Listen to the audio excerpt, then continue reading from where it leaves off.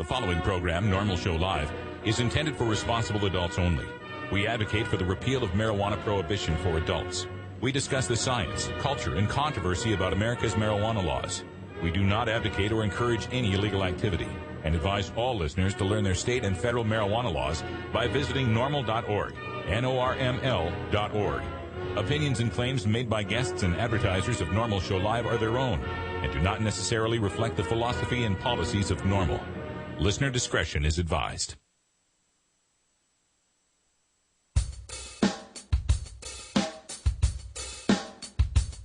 You take a seed, you plant it, you grow it, you dry it, you roll it, you smoke it. You take a seed, you plant it, you grow it, you dry it, you roll it, you smoke it, and it goes down smooth. Hey! Spanning the continent to bring you the truth about cannabis and marijuana law reform. I smoke pot and I like it a lot. From the promise of legalization. And I think we need to rethink and decriminalize our marijuana laws. To the agony of prohibition. One major responsibility is to encourage people to use less drugs. The National Organization for the Reform of Marijuana Laws presents NORML Show Live, Marijuana Nation. Now, here's your host, NORML's Outreach Coordinator, Radical Russ Belville. Hey, everybody. Welcome to NORML Show Live. We got people loaded up in the chat room here at live.norml.org on our new Stick'em stream. Thanks for joining us here. We are going to have a great show for you today. Looks like legalization is happening everywhere in America. We had hearings in California. We had hearings in New Jersey. And today we'll be discussing the hearings that just took place just north of me in Washington State. Got some great audio clips for you. Stick around. We've also got your Daily Toker Tunes featuring some music for Groovin' Thursday. And our guest from Law Enforcement Against Prohibition will be here, Jim Doherty, a former prosecutor, telling us why cops say legalize drugs. And, of course, joining me all the way across the state of Oregon in the great city of Astoria, my half sister, Cannabis Carrie. Hey, it's nice to see you on the webcam, Russ. The face connected to the voice. It's good to be back, and we've got 6 people also on webcams there, all throughout the United States, I assume, who are enjoying the show, and the chat is up, and lots of people are having a good time. I want to remind folks also that you can get this show as an archived podcast in the NORML Daily Audio Stash. Check out our website at stash.norml.org. You can subscribe through iTunes. You can subscribe through any MP3 player that accepts an RSS feed. Look for it at stash.norml.org. Scroll about halfway down. Look on the right-hand sidebar, and you should see the NORML Daily Audio Stash player. We've got archives going all the way back to, I believe, 2007 in that player, so plenty of good stuff there. Before we get too far along in the show, I wanted to make a comment that has absolutely nothing to do with marijuana, and that is, I'm with Team Coco. If you've been following this Jay Leno, Jay Leno and Conan O'Brien thing, I just got to say, I'm with Team Coco. Carrie, you with Team Coco? Hey, you know it. I've been a Conan fan for a long, long time. Of course. All right. So we're hoping that everything works out well for Conan O'Brien. And, I'm so upset at Jay Leno, for doing that to him. But, hey, that's the way show business goes, I suppose. All right. Also want to remind folks in the chat room, if you have any questions, you can just type them right up here in the chat when we get to our interview guest, and I'll bring those questions right up to him. So thanks for joining us. And if you've got emails, comments, questions about the show, just send them to me at stash@norml.org. We got to take a little bit of a break here to pay some bills. Please patronize our sponsors to help us keep this show on the internets, and we'll be right back. Hello, I'm Paul Stanford from the Hemp and Cannabis Foundation, or THCF. Medical marijuana is legal in 13 states today, and THCF has clinics in 8 of those states. Our doctors help qualified patients obtain an authorization for medical marijuana in their state. Patients are eligible for medical marijuana with a history of either severe chronic pain and or nausea, cancer, AIDS or HIV, hepatitis, glaucoma, seizure disorders like epilepsy, chronic muscle spasms such as multiple sclerosis or asthma, neurodegenerative diseases such as Alzheimer's, and gastrointestinal intestinal disorders like IBS or Crohn's disease. If you or someone you know has one of these conditions, our doctors will help you obtain a permit for medical marijuana. THCF Medical Clinics has offices in Washington State, Oregon, California, Colorado, Hawaii, Nevada, Montana, and now Michigan. Call 1-800-723-0188 or go to the web at hemp.org or 1-800-723-0188.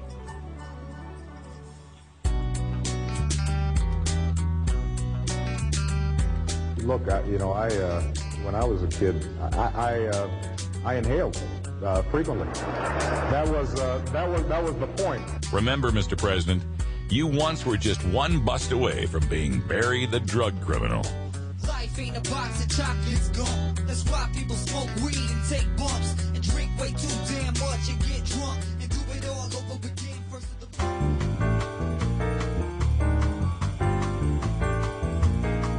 Medical marijuana, industrial hemp, consumer cannabis. It's time for this week's NORML News with Cannabis Carrie.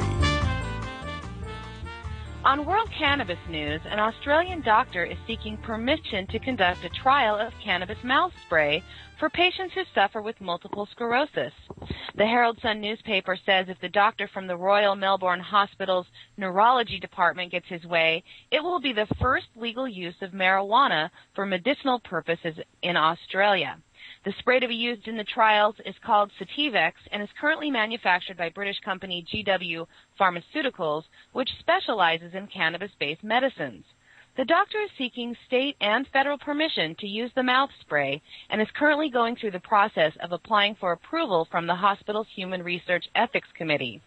Unlike Marinol, the synthetic version of THC, Sativex is made from a cannabis plant, and Sativex contains THC and other cannabinoids, as well as other compounds contained in the plant which scientists believe contribute to marijuana's therapeutic benefits.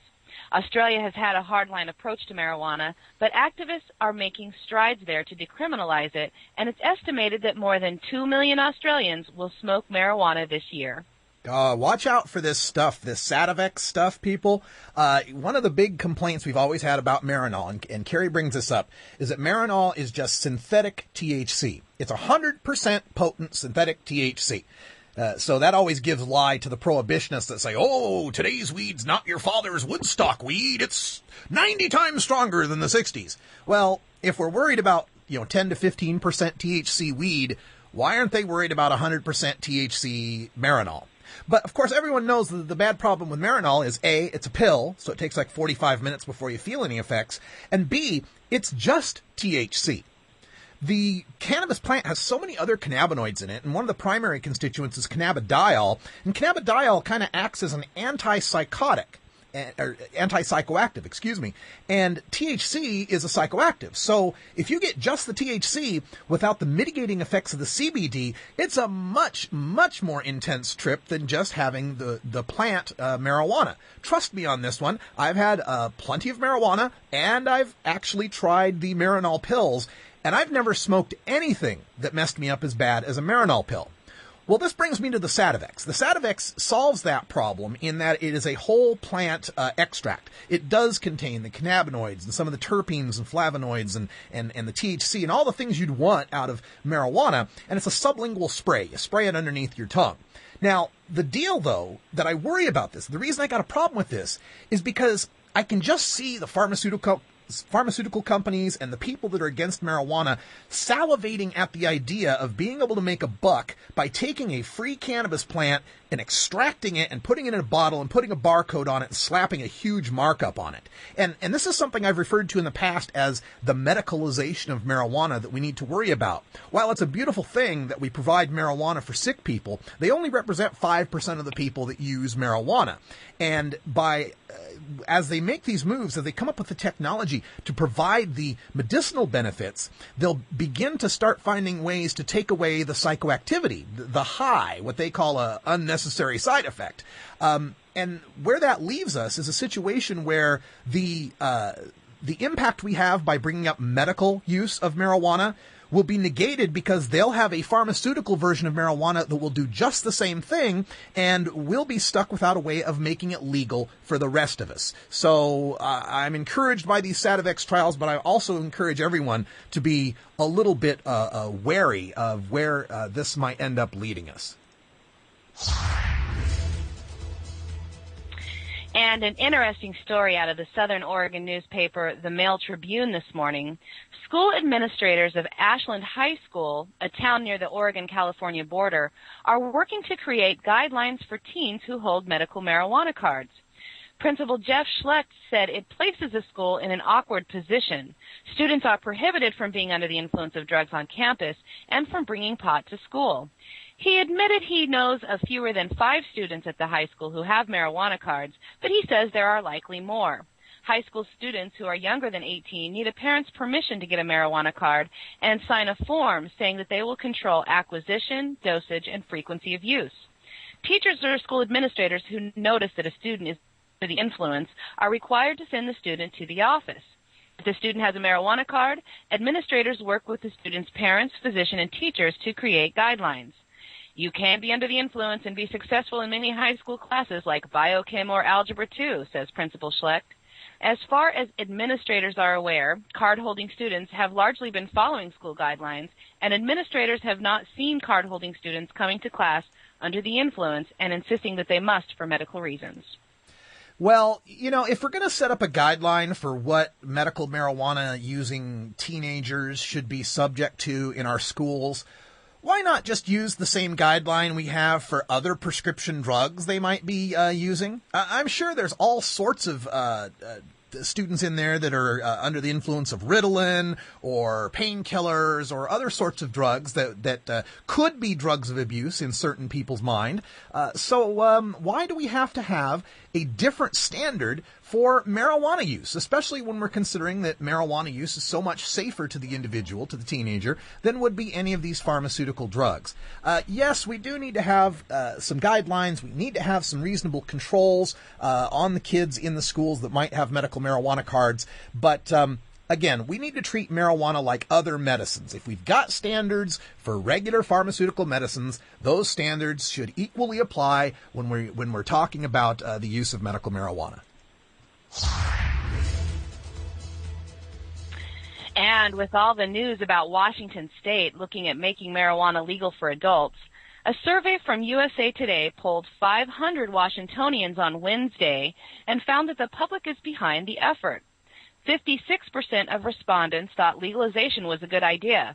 Now, the numbers were quite different between the sexes, with men polling at 64% in favor of legalization, and only 48% of women were for legalization. Yeah, and you see the numbers shift dramatically when age is a factor. 63% of those aged 50 to 64 think legalizing cannabis is a good idea, but if you pass the magic birthday of 65, that will put you in a category where only 32% of your peers think legal pot is a good idea. The other question in the poll asked if it was a good idea or a bad idea to put legal marijuana in liquor stores and tax it. 54% of the Washingtonians polled thought that lawmakers should allow the sale of marijuana in state-run liquor stores, and that poll has a margin error of 4.5%. Russ? So you said the overall support for legalization was 56, but in liquor stores it was 54? Right, to put it in liquor stores and tax it was the actual question. Yeah, that's kind of interesting that there's a 2% drop when we talk about putting the marijuana near the liquor. It's something we also found here in Oregon when we polled on a similar idea of putting marijuana in liquor stores. And it even turned out worse in Oregon because here in this state there's somewhat of a history and kind of an assumption about the Oregon Liquor Control Commission and questions of questions of improprieties and fraud and so on. So that interested me. But I'm very heartened by the notion of 56% of the people in Washington supporting outright legalization. This mirrors what we saw from the California field poll that had a similar number. 56% of the people in California support outright legalization, and 60% in Southern California in the LA metro area support outright legalization. This is why I personally have an issue with the continued focus on medical marijuana. again, medical marijuana is a beautiful thing. Glad it works. Glad people that are ill or disabled are getting their medicine. But it's time to start focusing on the 100% of us who use marijuana, not just 5% of us who are ill, right? I get really tired of the line that I hear often from medical marijuana advocates. They say, I'm a patient, not a criminal. Well, then what does that make me? I'm not a patient. Am I a criminal? No, I'm not a criminal. And it's time that we start focusing on what the people really want. Legalization. Medical marijuana was a great strategy for the 90s, great strategy for the early 2000s. It's 2010 now. We've got the entire West Coast in majority support for outright legalization. Let's go for the whole shebang here instead of nibbling around the edges of medical marijuana. Let's get this done. I don't care. It's 420 somewhere. All right, Chief Greenbud, thanks for the intro. It's time for your Cannabis Community Calendar, which you can find at norml.org/calendar. Friday, January 15th, Joplin NORML is having a back-to-school bash. Check out joplin-normal.org. On Saturday, January 16th, a ton of things going on. U.S. Virgin Islands NORML is participating in the Bordeaux Rasta Fair. Check that out at usvinormal.org. Michigan NORML is having their first quarter meeting at the East Bay Lodge in Houghton Lake, Michigan. Check out minormal.org.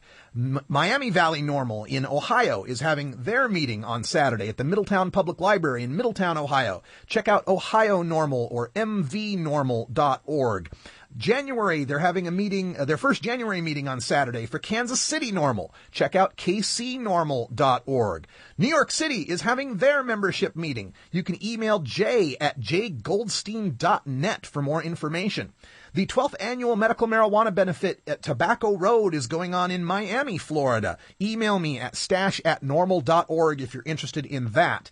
And a NORML evening at the Foo Bar featuring our own Chief Greenbud, the man you just heard introducing this segment. He'll be performing his tunes along with Muck Sticky and Slick Sid at the Foo Bar in Nashville, Tennessee. Check out tnnormal.org for details or check out our calendar at normal.org/calendar.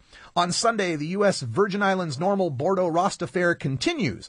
Monday is Martin Luther King's birthday and also a U.S. Virgin Islands NORML public meeting, usvinormal.org for details.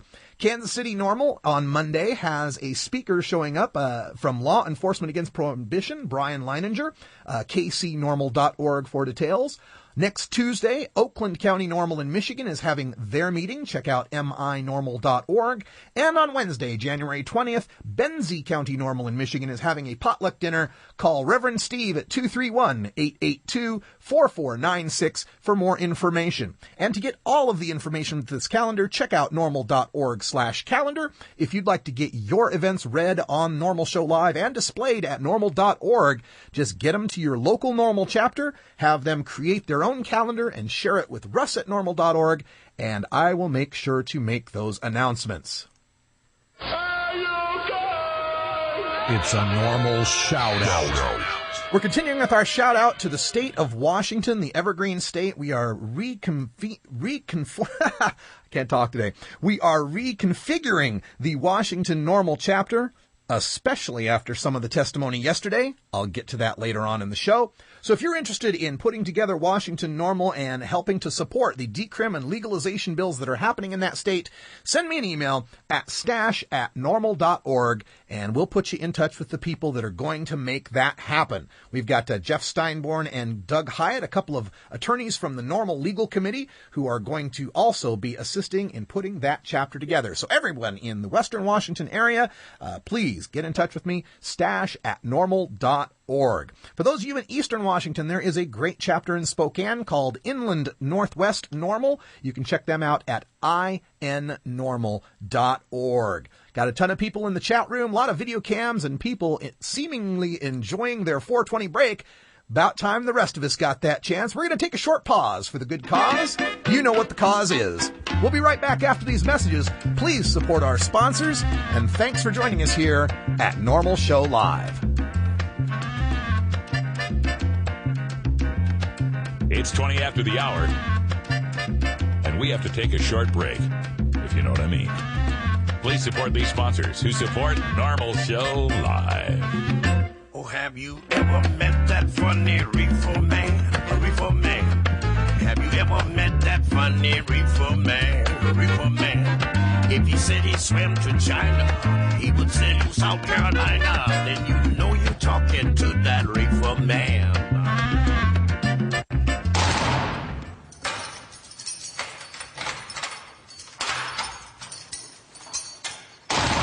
Law420.com. Hello, I'm Russ Belville, Outreach Coordinator for NORML. In my job, I read literally hundreds of headlines each month involving nonviolent, productive citizens whose lives are ripped apart by a marijuana or drug arrest.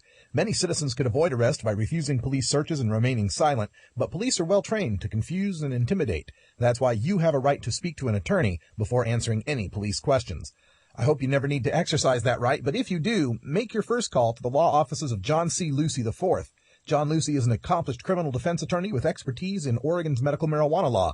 John Lucy understands and respects cannabis and drug consumers of all backgrounds. Call John C. Lucy IV at 503-227-6000 or visit in downtown Portland. Address available at law420.com. That's John C. Lucy IV at 503-227-6000 or visit law420.com today.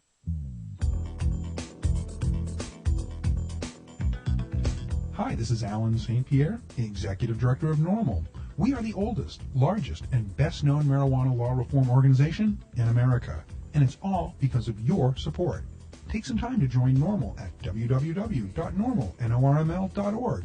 Your membership supports this podcast, our websites, our policy research and analysis, and our annual conferences.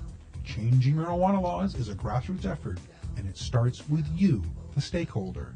Join NORML today and add your voice to the millions of cannabis consumers who demand equality with our beer-drinking friends.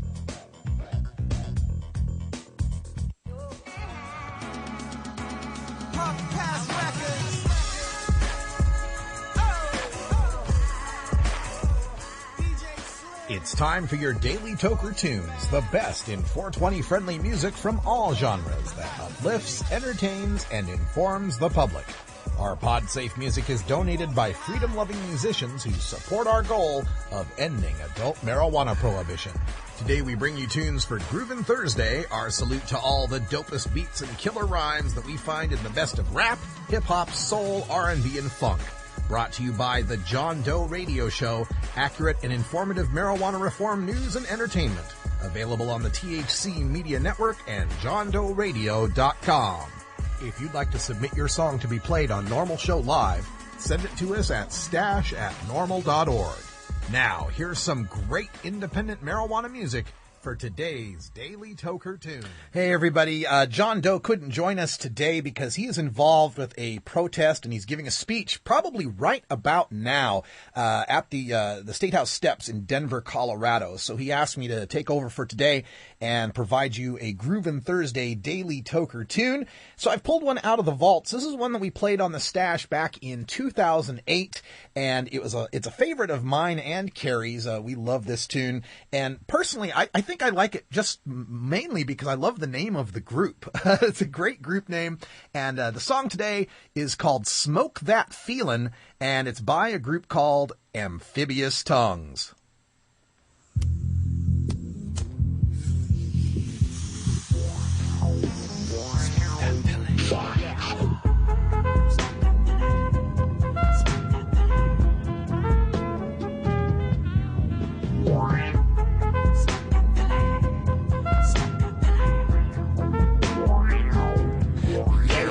I smoke that feeling like a pro, nearly get me oh so high like a pogo. Philly with the homegrown, then me get me stone gone right. This is Mary Jane, wanna make love long time. Hit it one more time. Put your lungs on tight. Get your smoke on, boy, we could go all night. Get your coat, we'll be home when the sun don't shine. When the sun don't shine, ooh.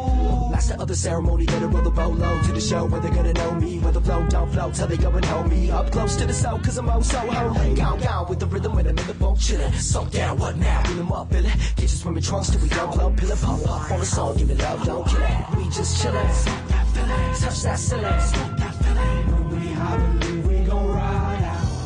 Yeah. We just chillin'. Smoke that feeling. Yeah, touch that ceiling. Smoke that feeling. When we high, believe we gon' ride out. Smoke that feeling till I'm slow-mo. Baby, give me oh so high with the ozone layer. I postpone plans to hold a hand and throw it to my man like an old school player. Wait up, let me puff for once. This is straight up, loving more than just a crush. I can't believe I spent my lunch money, all I save it for later. Fuck that, it's a must. Rush over to the place we can find the bomb and let pretty green eyes see my mind is song. It don't matter, we can do it either pipe or bong, but silly if you pass it to the right, you're wrong. So follow rules when you huff my chronic. Left hand style plus +5 on it. Hoes wanna smoke for free like somehow in a pitch bitch. Why did you run a yuck mouth? First hit, I'm in the trees, relax, seize back, touch class, giving Jesus dab. High never loo ride, never falling down, twist bliss, cause we all is clown. We get around, Miss Mary Jane, ride the train, the same dame she was when we met, the slut, but still, yeah, she always find time to bless me. You feel it? So puff on the sun, give it love, don't kill it. Puff on the sun, give it love, don't kill it. Puff on the sun, give it love, don't kill it. We just chillin', smoke that feeling, touch that ceiling, smoke that feeling. When we high, believe we gon' ride out. We just chillin', smoke that feeling, touch that ceiling, smoke that feeling. When we high, believe we gon' ride out. Ride out to the beat like I'm all up in the pinto. Back pull the seat with the mouth full of bento. Down to the street with a big hoe heat and I'm paranoid. Everyone be calm, please. So they pass on by. Pass that bite. Hit it, get the joint, let the ass on fire. Keep the music up while we puff that. And looking like a silhouette through the smoke tail. When we count, elevator, carburetor, spark, we will light up people, smoke that feeling on the sun, on the moon, or wherever you choose to do. It's fun. Puff, puff, give. I can never get enough of the love, blood blend. Wanna get you fucked till you're up 10 feet in the sky. Blind by the ja-ja, and saying bye-bye. We just chillin', smoke that feeling, touch that ceiling, smoke that feeling. When we high, believe we gon' ride out. Yeah, we just chillin', smoke that feeling, touch that ceiling, smoke that feeling. When we high, believe we gon' ride out. When we high, believe we gon' ride out. When we high, believe we gon' ride out.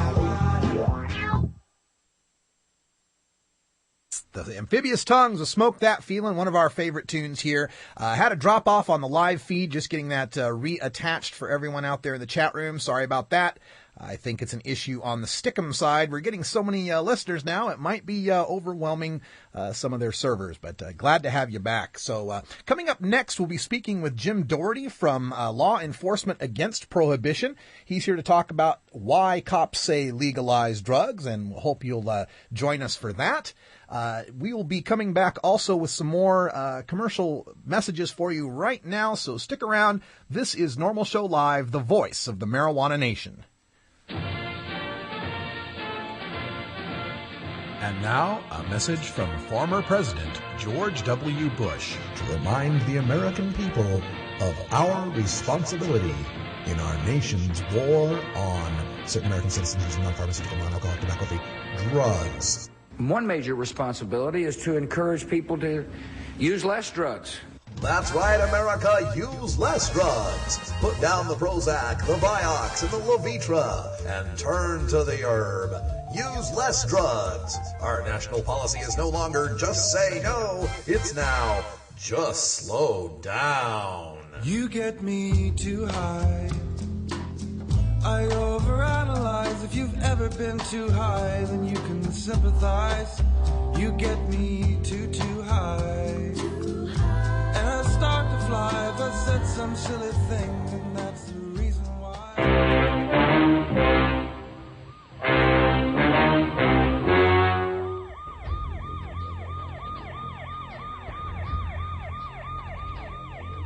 One of the most disturbing elements of the war on marijuana is how it has made police the enemy of otherwise law-abiding cannabis consumers.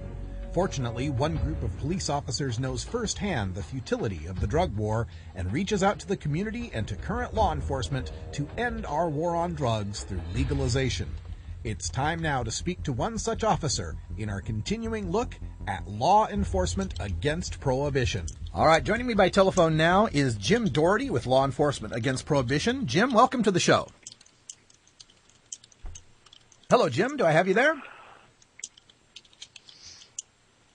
Okay, we seem to be having some difficulties getting Jim on the line. Jim, can you hear me? I can. Oh, thank you, Jim. Sorry about the delay there. Having a little technical issue here. So, Jim Doherty, you're with Law Enforcement Against Prohibition. Can you tell us a little bit of your background in law enforcement? Well, go ahead. Oh, I started with I started as a corrections officer, and after that went to law school, became a public defender, did that for several years, felonies and misdemeanors, and then I became a prosecutor for about 6 years. And I also worked, familiarity with drug issues. I worked getting people into treatment programs, mostly working with heroin addicts and alcoholics back prior to law school. Okay. And in what area of the country were you doing your work? Oregon and Washington, and I actually spent 2 years as a prosecutor in the South Pacific in Samoa. Oh, okay. Quite interesting. Now, when you began this work, had you always had the notion that we should end prohibition, or is this a view that you came to through your experience? I went through college in the late 60s, and I was certainly thought that the marijuana laws didn't make sense. Mm-hmm.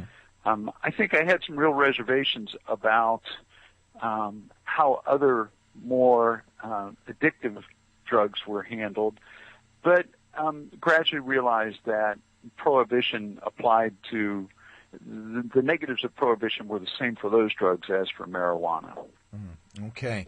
So you mentioned being a correctional officer. I imagine that you probably met a lot of people in the correctional system who had gotten there because of these drug laws.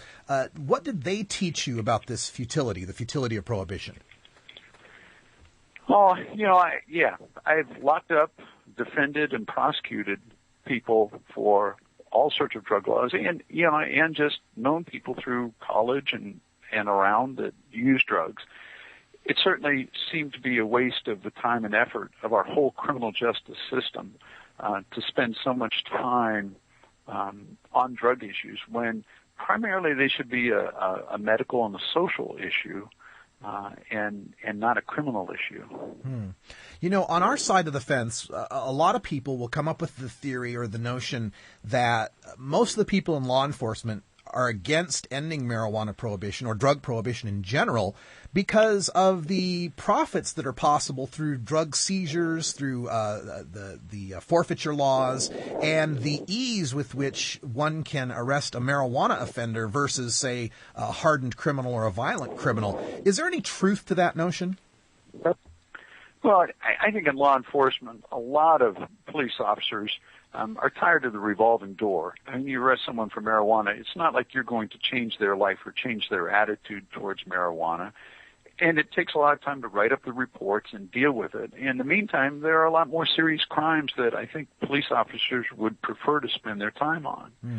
And in terms of the court system, attorneys, prosecutors, and defense attorneys will be glad to see, most of them will be glad to see the marijuana issue just disappear because it's not worth the time and effort and the expense that goes into it. Okay, we're speaking with Jim Doherty. He's with Law Enforcement Against Prohibition, a former prosecutor and correctional officer. As we try to convince people that it's necessary to end prohibition, what are some of the things that you like to tell, let's say, the average mother and father who are terrified of their kid becoming some sort of junkie? Well, currently, through prohibition, we've turned over all control of the drug trade to the black market. And in essence, we've lost any regulatory control. And by moving it into a regulatory environment, we would at least have some semblance of control. Drugs would not be adulterated. We could control dosage and purity. We could make a better attempt at keeping drugs away from people that are underage. And we take away the huge untaxed profits that go to the drug gangs now and move that into a taxed environment where the tax revenues could be used for drug abuse treatment. And that would be a much better use of our resources. And it's odd, I don't know that anyone would have predicted it, but it seems that the financial argument is one that seems to resonate with people, particularly over the last couple of years. Now, in speaking to law enforcement audiences, trying to convince police and prosecutors that we need to end this prohibition, we've seen in the hearings in the past couple of days in California and Washington, when law enforcement gets up to testify against legalization or decriminalization, a lot of warnings of how the sky will fall and how they've dealt with the devastation of neighborhoods that have been wrecked by drugs and drug abuse. What are the things that you say to police officers to try to convince them that what they think is kind of counterintuitive, legalizing drugs, is actually the best way of dealing with drugs? Yeah, I think it's unfortunate that a lot of police officers see the worst of the drug trade. And a lot of what they're seeing is the drug trafficking, and it's the violence between drug dealers. It's the total lack of regulation that results in all of the violence. And we don't see that sort of violence over liquor because it's a regulated substance. We don't have people running stills, in their backyard. We have a pretty sane system. But the police have been confronted by all the violence for so long. And I think that there will be a good chance to see in a regulatory environment if this functions pretty well like alcohol does.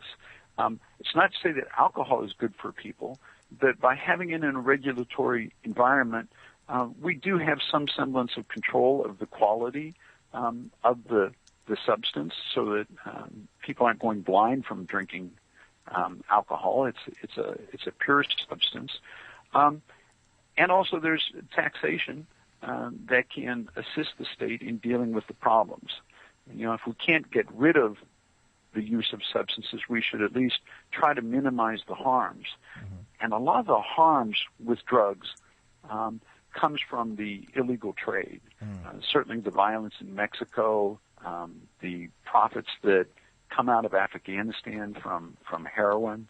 I realize those are hard drugs and not the marijuana issue. Mm-hmm. But certainly there's a lot of violence connected with the marijuana trade, particularly the large importers from Mexico. Okay. I have a comment here from New Jersey Leaper out in our chat room who says police officers are more realistic than their bosses. Do you detect a stark difference between police leadership versus the beat cops on this issue? Boy, I haven't been a prosecutor for a while. I would say there's probably a split. I think the younger officers that have probably had more contact with younger users and more time with just the run-of-the-mill arrests for marijuana, I think their attitudes are probably a little more open to regulation than the older officers and maybe the police chiefs. But it's hard to know. I haven't seen any direct survey of those figures. Okay.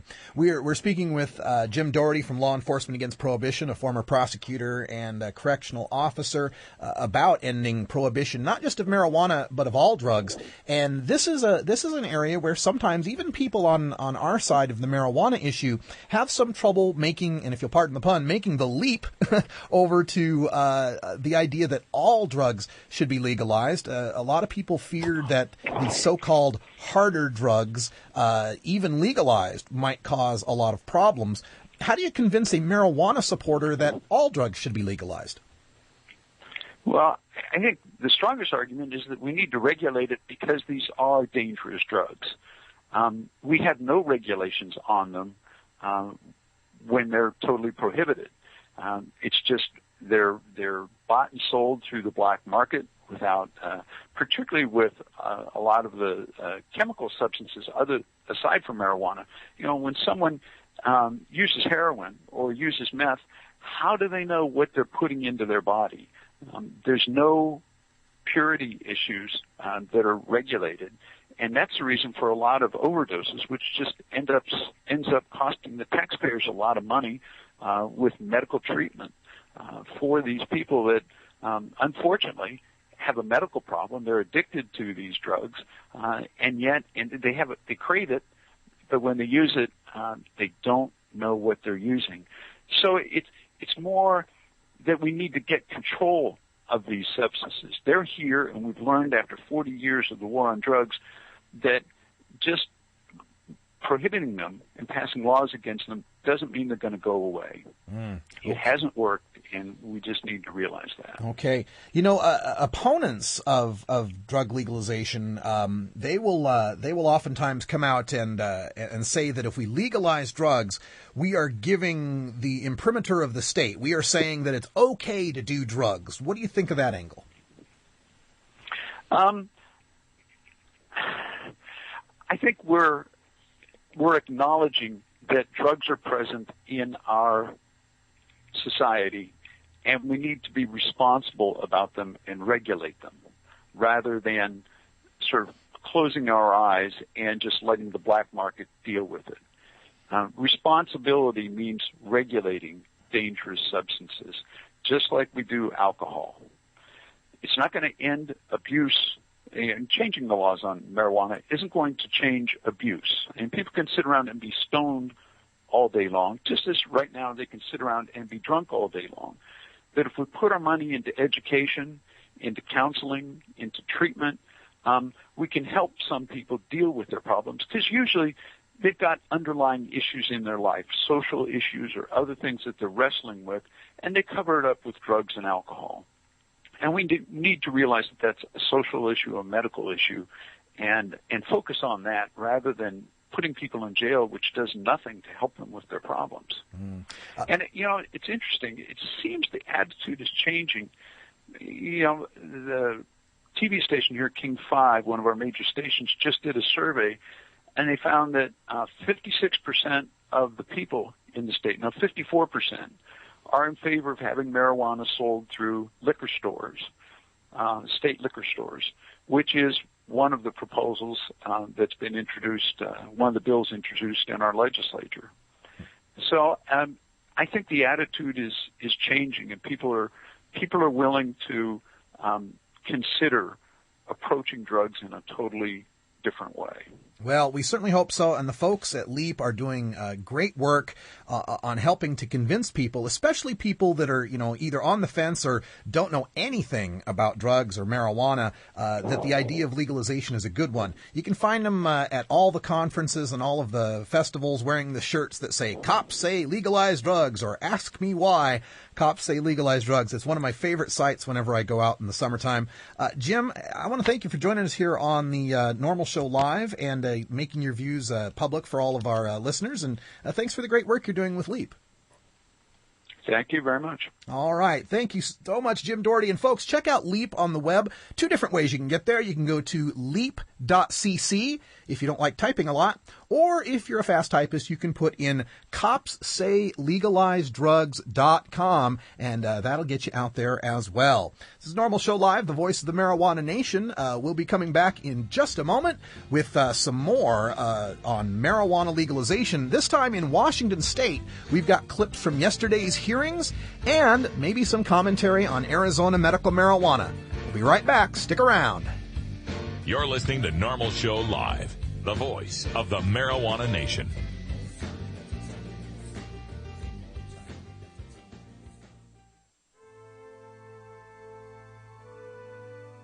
Hello, this is Webb Hubble. Life insurance is now available for responsible marijuana smokers.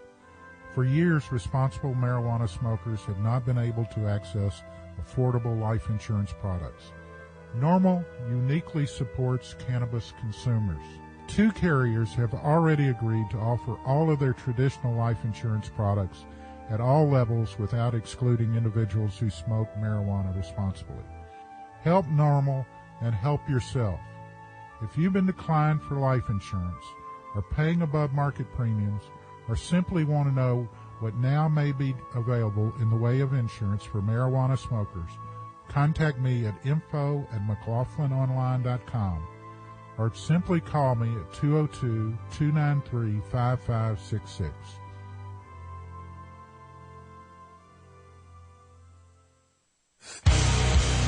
Starfish Designs, makers of the original Gandalf.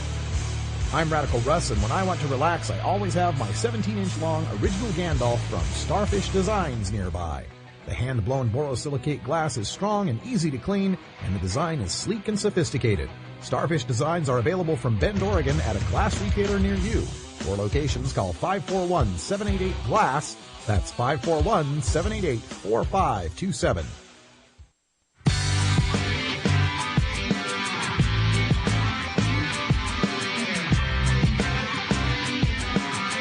Been busted? Need a lawyer? Call the NORML Legal Committee for an attorney near you. Find one at norml.org. Remember, attorneys are cheaper than a lifelong criminal drug record.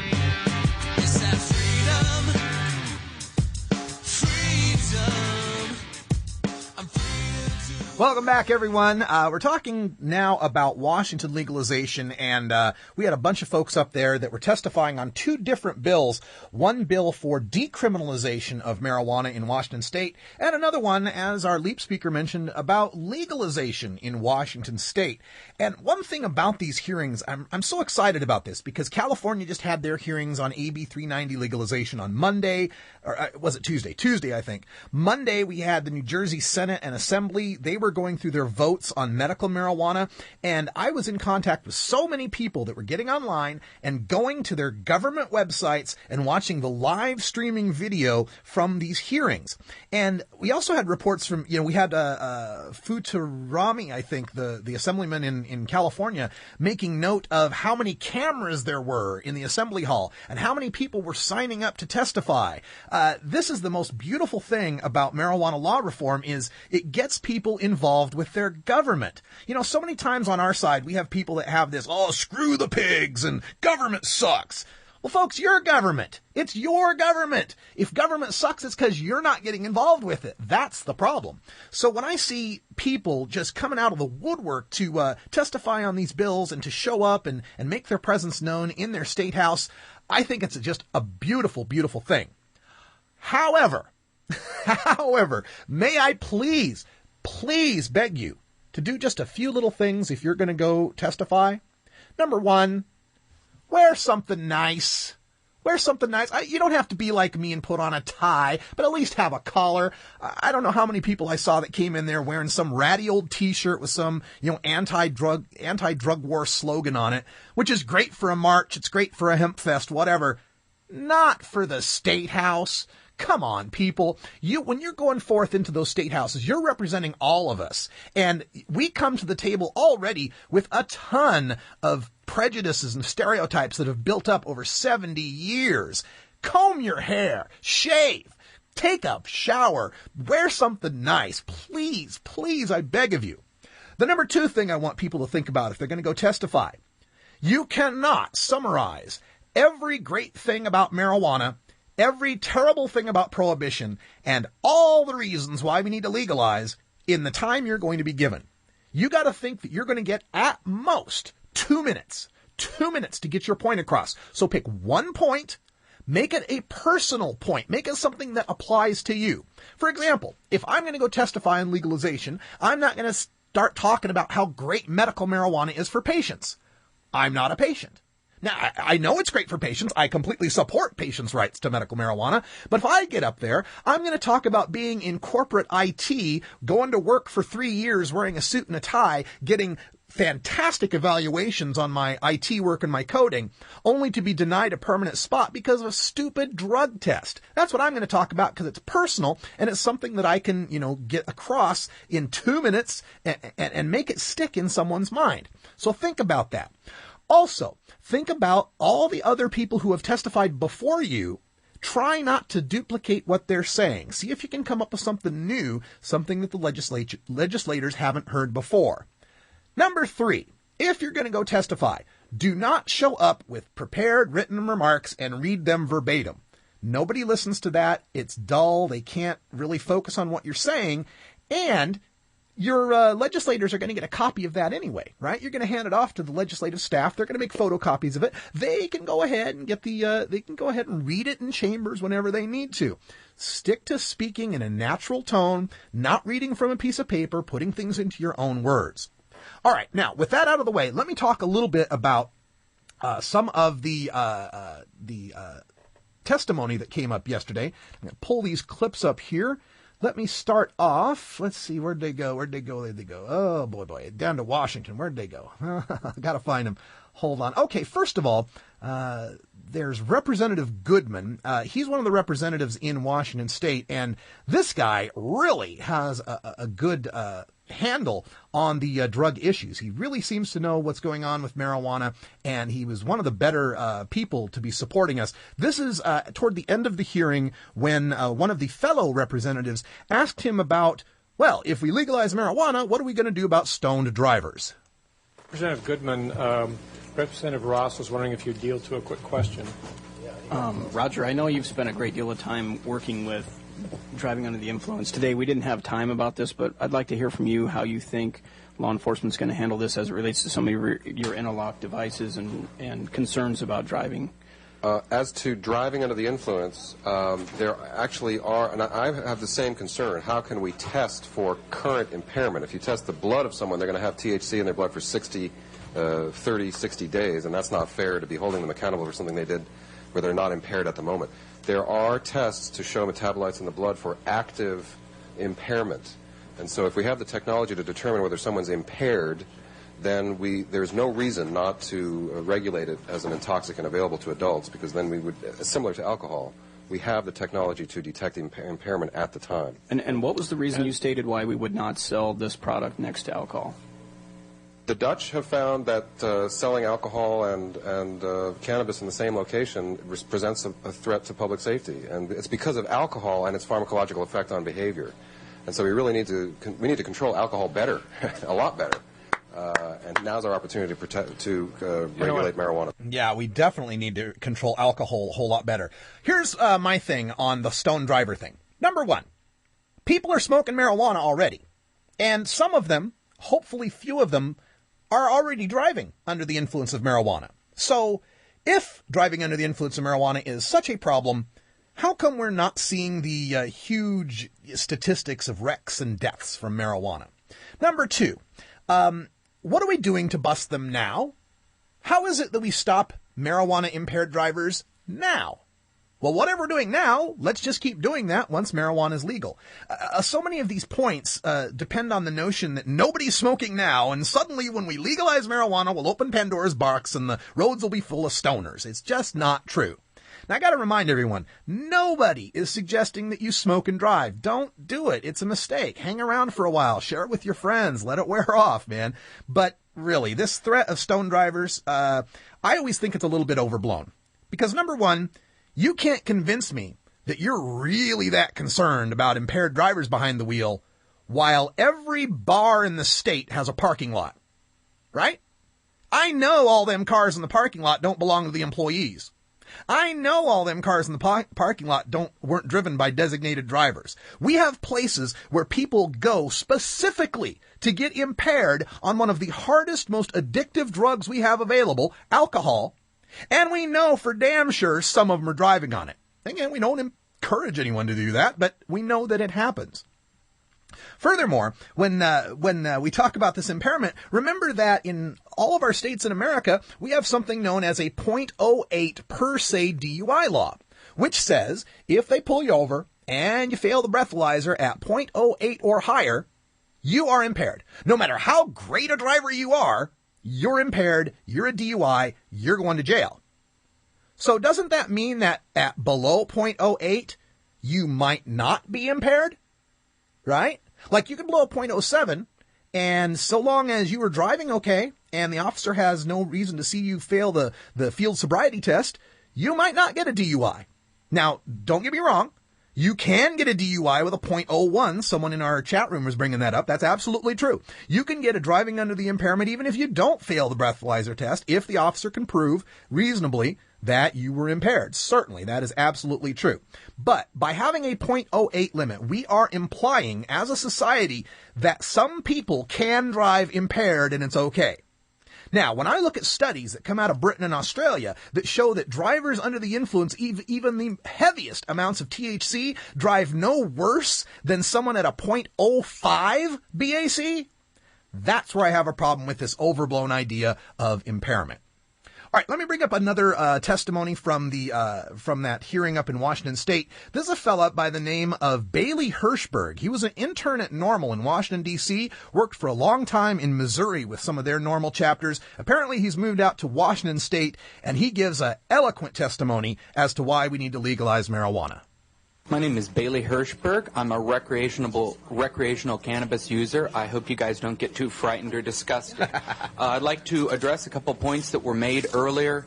I have a chart here from the National Institute on Drug Abuse that compares the addictive properties of various drugs, including marijuana. I have copies for all the members of the committee. I hope you have time to look that over. Yes, please share those with staff.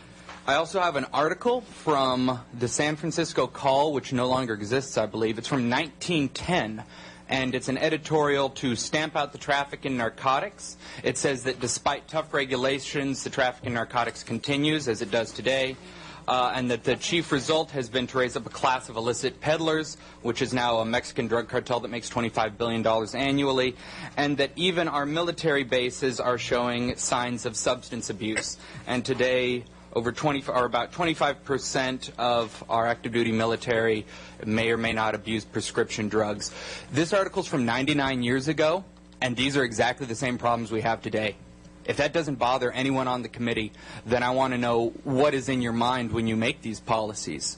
Now, this is about freedom. I'd like to behave responsibly. I'm going to try and wrap it up.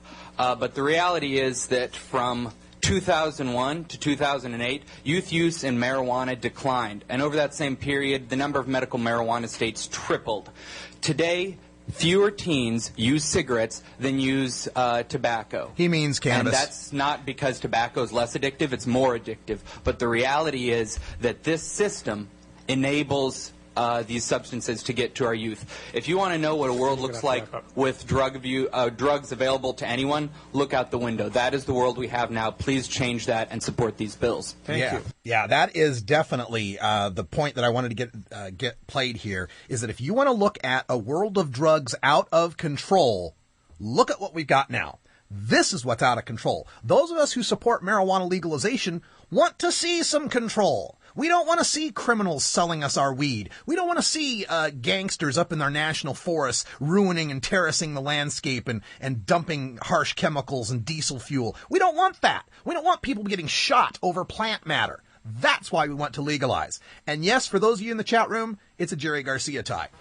One last piece of testimony, and boy, did this get my blood boiling. For 2 years now, I have had people trying to get in touch with Washington NORML. Those of you who don't know, I'm also National Outreach Coordinator for NORML, and so it's my job to shepherd all of the state and local chapters. For 2 years, we've been trying to get a hold of Washington NORML. Never ever gotten any response. It's been my belief that the chapter has been dormant, and that's why I've been giving out all of these shout-outs lately to reform Washington NORML. My attempts to call these people never returned. My attempts to email these people never returned. The various attempts by many people who have contacted me trying to get a hold of Washington NORML never returned. So imagine my surprise when a man named Lee Newberry gets up claiming to represent NORML, opposing decriminalization and legalization.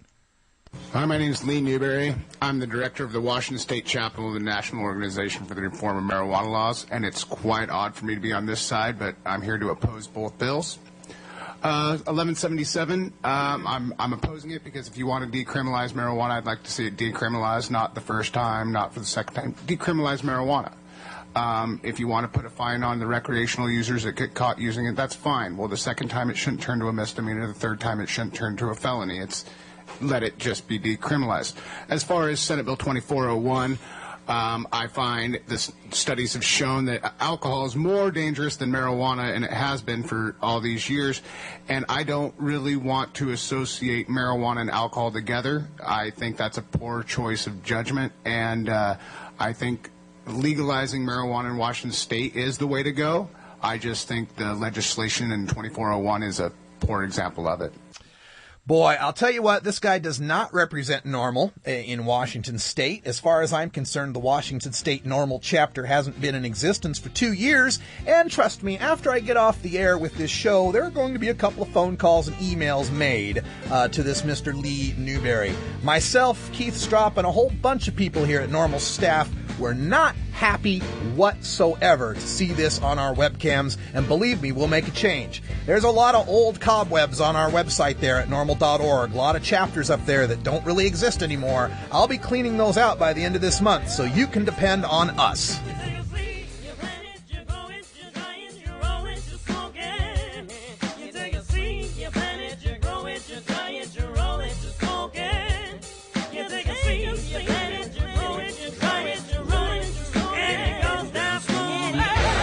That's right. We'll be taking care of things here. Radical Russ doing the work for you while I can. We are going to weed out, pardon the pun, the non-functioning and dysfunctional normal chapters. So remember, This is Normal Show Live. We're hard at work. We'll get it all taken care of. Marijuana Nation. Sorry about that, Dan. Thanks for joining us, everyone. Until next time, take care of each other, tokers. Peace out. I'll leave the chat room open and some great music for you. Stick around. See you tomorrow.